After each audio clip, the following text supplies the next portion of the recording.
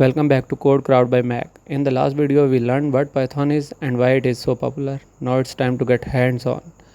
Let's install Python and write our very first program. In this video, I will guide you through downloading and installing Python, setting up your coding environment, writing and running your first Python program, the famous Hello World. Step 1.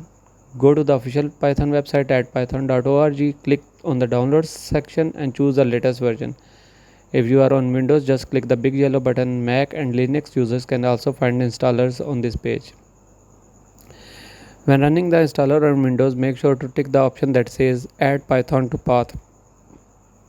This will save you a lot of headaches later. Then click Install Now and Python will be ready on your system in a few minutes.